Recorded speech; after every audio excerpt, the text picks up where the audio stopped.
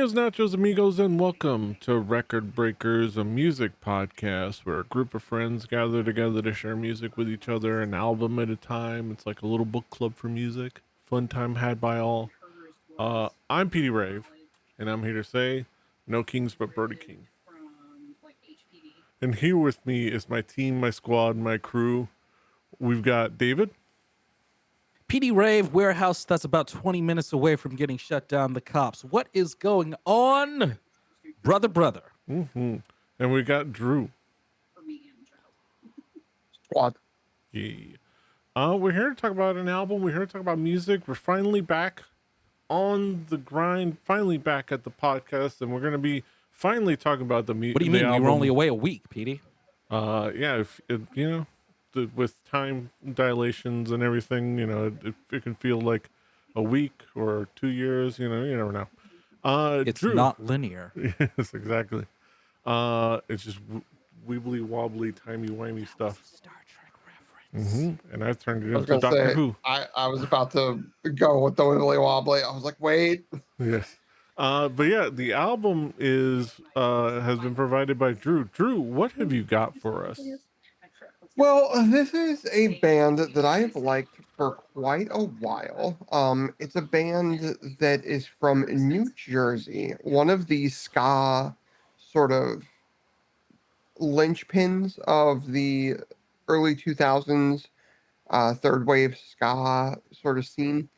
Band that came out of the ashes, or not the ashes, but of some members leaving a former band, Streetlight Manifesto. I brought their album that saw them trying some stuff after one of their biggest records, which was the album Somewhere in the Between. Mm-hmm. David, what were your expectations? What were your thoughts when we were getting ready to check out this album? 1 week ago. Yes, exactly. I got the impression that Streetlight Manifesto was more of a upper tier ska punk band, and it really made me intrigued. I wanted to hear because it seemed like this band, the more I looked around and the more I researched them, Streetlight Manifesto seemed to be held in pretty high regard across the board. I wanted to keep it fresh, and I jumped into this album expecting really, really good, dare I say, universally good ska punk. Mm-hmm. Yeah, and I was looking forward to checking it out because I remember I know that we've talked about, I believe we talked about Streetlight Manifesto before, and I believe it was well received. So I was looking forward to getting more into their sound and more into another album of theirs, and listen to some fun ska music. But yeah, Drew, how would you describe this album musically? Well, I would say Streetlight, what I love about Streetlight is one, they offer a much more frantic pace than a lot of their contemporaries did, which is very hard to do if you know that third wave ska scene, especially in that era. But their pace is very frantic, but yet the music doesn't suffer for it. Their musicianship has always been really, really tight and really killer. One also baritone sax, great.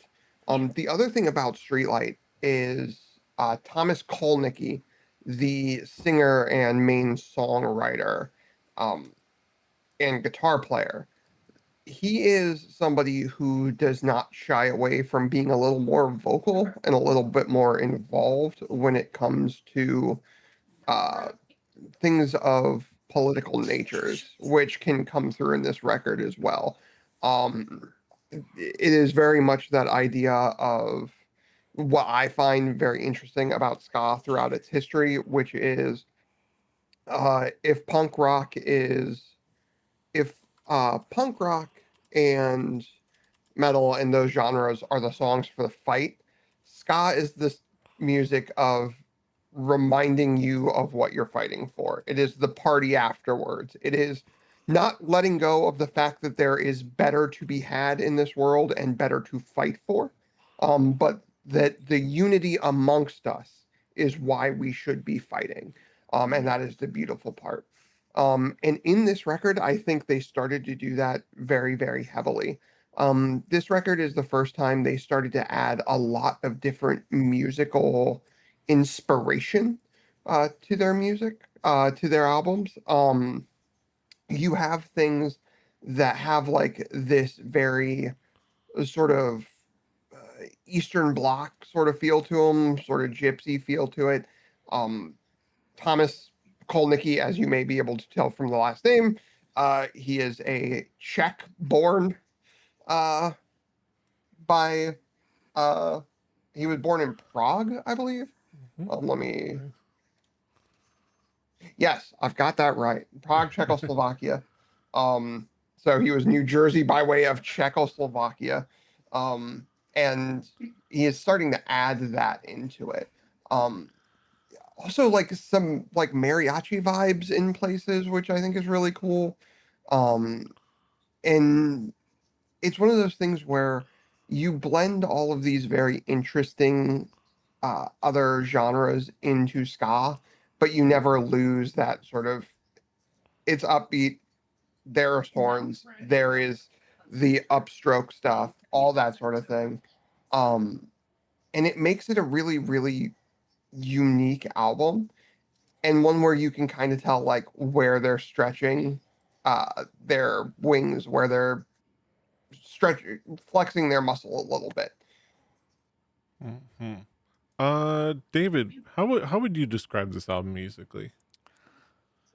There were a lot of moments on this album where I really felt like I was listening to something really special. It gave me at points moments that took me back to when I first discovered Thank You Scientist, of the idea of just this mixture of instruments all collectively being played so well together and so tight. And these guys are playing their asses off. And a lot of really interesting things that this album has talked about lyrically from sort of an internal perspective and an observational perspective. Just really, really good top to bottom. And it really felt like they, like Drew described, they were really kind of pushing themselves and pushing what they do to its fullest potential. And just damn impressive. Damn impressive.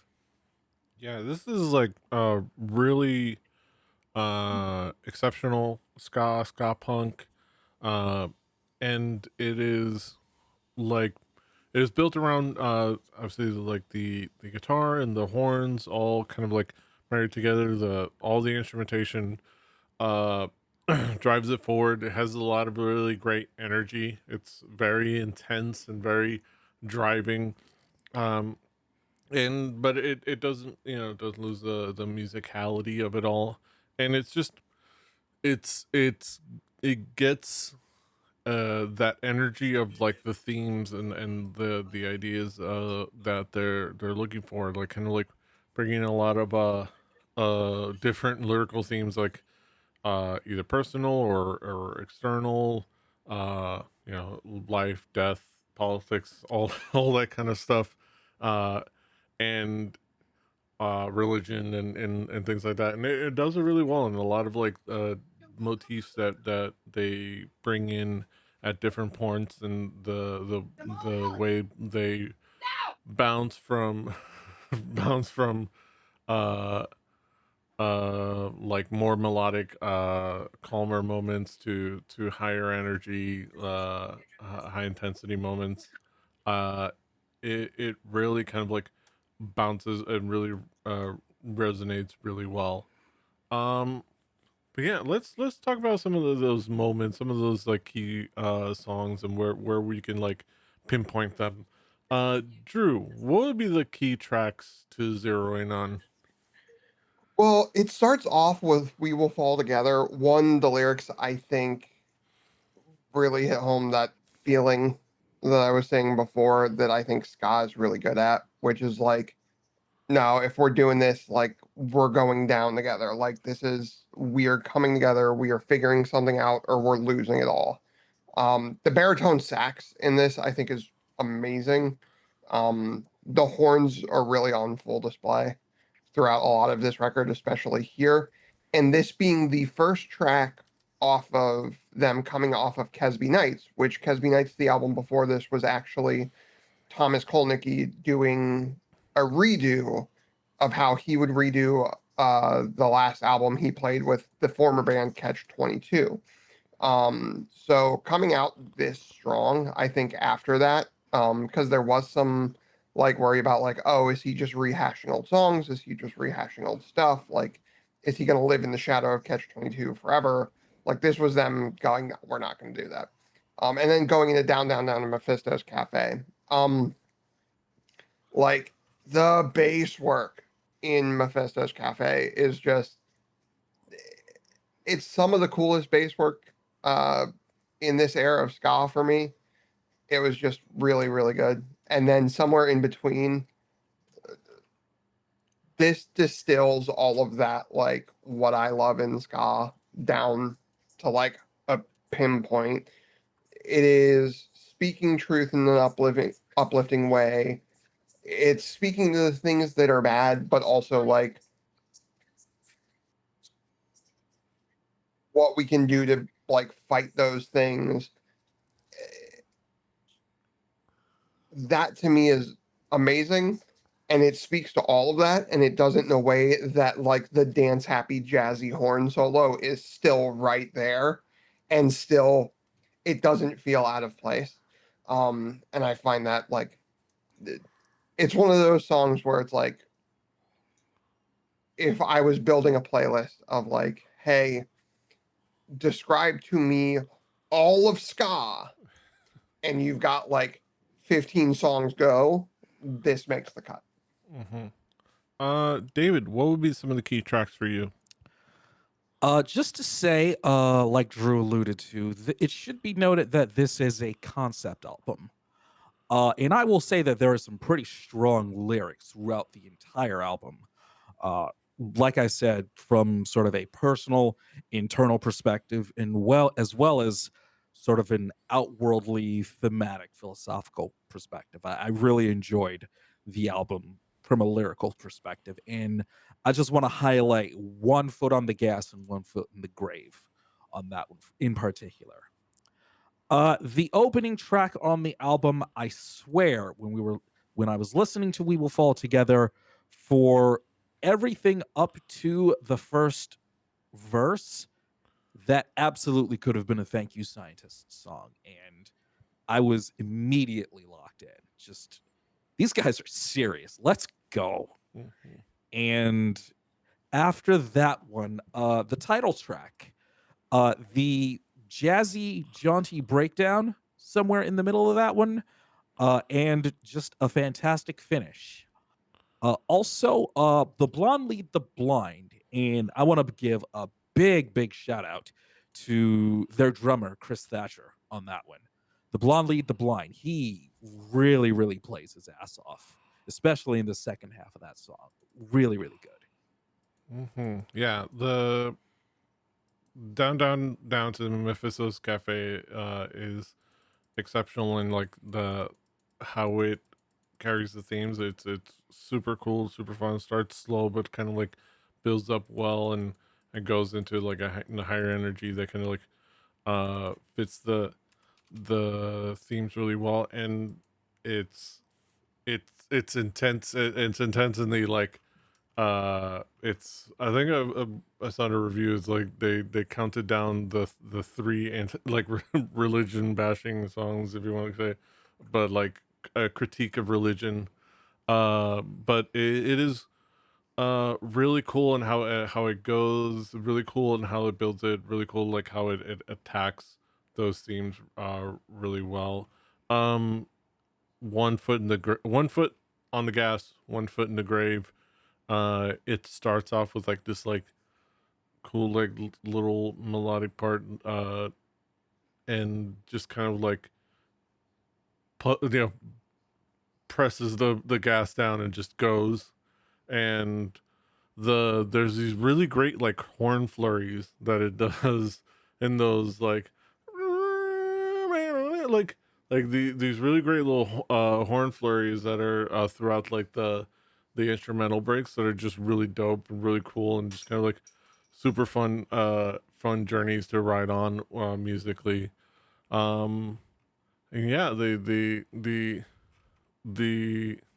those would be like a track, and as Drew said, somewhere in between is a great just as the title track is a great cross section of what like if you want to just slice take a slice and be a representative of the album and kind of let you get an idea of what you're expecting in there. It's perfect for that. Um, let's bring it back around the horn and talk about conclusive thoughts. David, what would be your conclusion at the end of the day? Um, wow, just genuinely well done, very well done. Well written, well played, well arranged, well produced.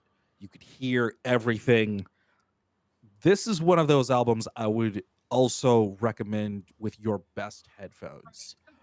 And the fact that it's so well produced that you can hear the bass sound consistently throughout the album, just terrific. It was a great example of production and sound from that time period not being overproduced or too loud or too inorganic, and just it really nails it sonically. I'm of the opinion that this album is just 5 stars, point blank.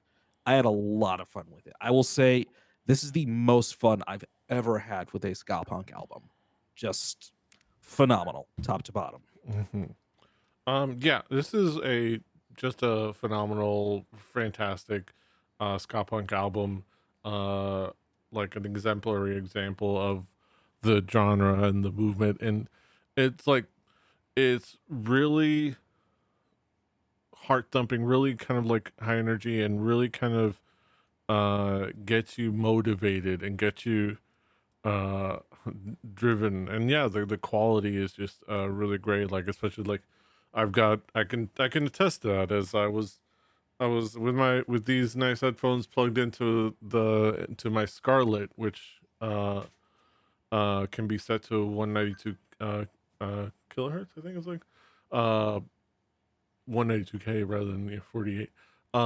So I can do like high res and on title, and I can tell you that there was it was a beautiful thing. It was title high quality high res with the headphones and this wonderful thing. You can hear so many of the details. You can hear those like uh musical layering, and so many of those different parts that work really well. And it's this is just an exemplary ska punk album that I think will stands up there as one of our like Hall of Fame ones of our uh Record Breakers Hall of Fame. Possibly. Yeah, could be up there. 5 stars. Yeah. But yeah, last but not least, Drew, how would you conclude on this album as a whole? Streetlight Manifesto is a name that within the ska community, you're hard pressed not to find somebody that doesn't like them. They're a band that have honed what they do and how they do it to a fine point. Um, I think Thomas Kolnicki as a writer is one of those guys that could have picked any genre to go in, and he would have fit.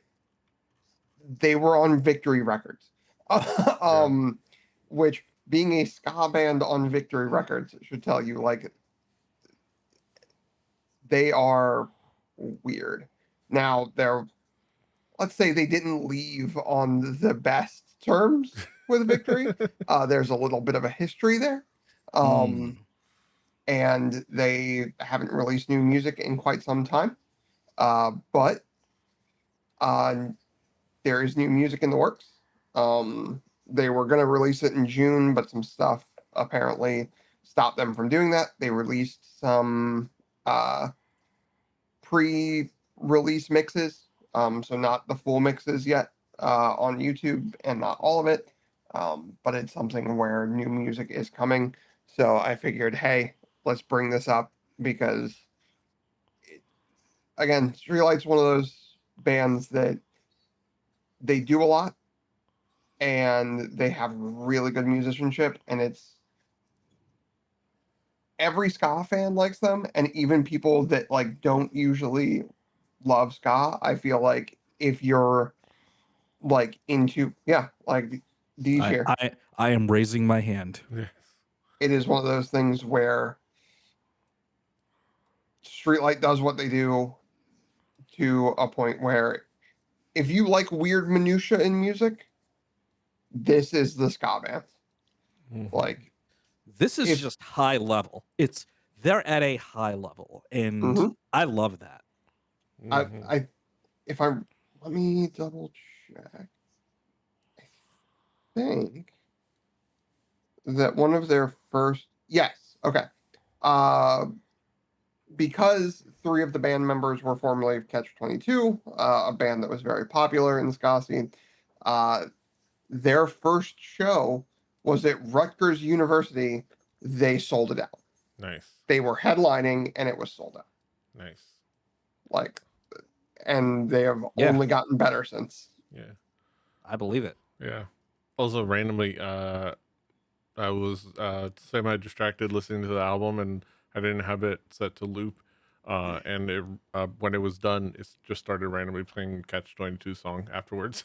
Like, That is Makes sense. very reminiscent of Dream Theater and the Berklee School of Music. yes, So, yeah, that is dope. definitely. I get Uh, it. but yeah, They They're were the great. show that like I couldn't walk out of. Oh, I hell can no. imagine. Like it was, they do this thing where two of their songs, they play one of their songs and then into the bridge goes into the other song and then goes back. And like when the other song came up, I was like jumping and very excited, and I jumped up in the air, and the whole crowd went from here to here. And then I couldn't reach the ground, and I was trying to reach the ground, and then uh, my ligament sort of sprained, and Ooh. then and then a real big fish came on afterwards, and I decided to not stop dancing, and that was a mistake because then my other leg went out, Ugh. and I had to be helped to the car by two of my friends. Uh, I guess ska doesn't have a medical tent. Yeah, no, you no, know, the cellar under a the cellar, a venue under a restaurant called Fat E's that was known for a 1 pound block of deep fried cheese, somehow didn't have medical on hand. Weirdly. you know what? That's just as punk rock as you can get. Um, but yeah, Need a first aid kit? Fuck. probably I don't know. Somebody would have to find it. I was 17 and got offered a Jaeger bomb, so Yeah, whatever. It's in the closet by the laundry room. We went over this, guys. exactly. Lock in. But yeah, those are our thoughts on Streetlight Manifesto, somewhere in the between. Now we get to the main event of the evening, the moment we've all been waiting for. Our haiku reviews, where we sum it all up in poetic form. Let's get down to the nitty gritty. Haiku numero uno. David, what is your haiku? Great with the headphones. Feels like the peak of ska-punk. A band with purpose. Mm-hmm.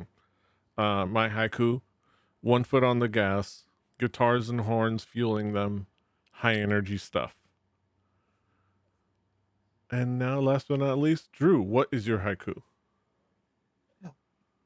An old ska favorite that's coming back real soon. Hopefully is good. Mm-hmm.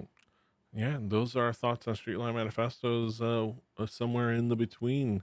And you can, of Whatever course, they come out with next, Drew, please bring it. yes. Please. You can, of course, find it on our YouTube playlists. Play Record Breakers, the home game. Do your due diligence and your due diligence. They'll be out there, including with our episodes.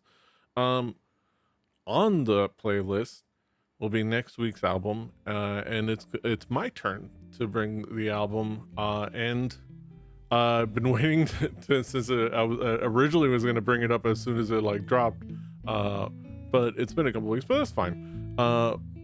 We're gonna go back to Baby Metal, and we're gonna talk about their canonically fourth album, even though it's their fifth album. That's a whole other thing. We're talking about their newest album, Metal Fourth. Metal Fourth from Baby Metal. We're getting our kawaii metal on. The Fox God proclaimed. Everybody put up your signs for the Fox God. Sign? Yeah. Yeah. It's the too sweet. This is too sweet. I was gonna say. Yeah. Is Sting gonna come up? I don't. Ow! Take it home, Petey. Yes. I was a Wolfpack kid. That's all right. But look forward to that. That'll be next week, and this is this week. And you can, of course, find us all over the internet. Recordbreakerscast.com, rebelli.net, Rebelli TV on YouTube. Find us everywhere you find podcasts. Spotify, Google Podcasts, Apple Podcasts. I don't think Google Podcasts. Apple Podcasts. The RSS feed is on the website. You figure it out. But come on and join us every week for a new episode, and we'd love to have you. Until next time, hasta los huevos. Oodle toot. I had to pause there to make sure I didn't miss anything. I had to make it. Annyeong. Fight.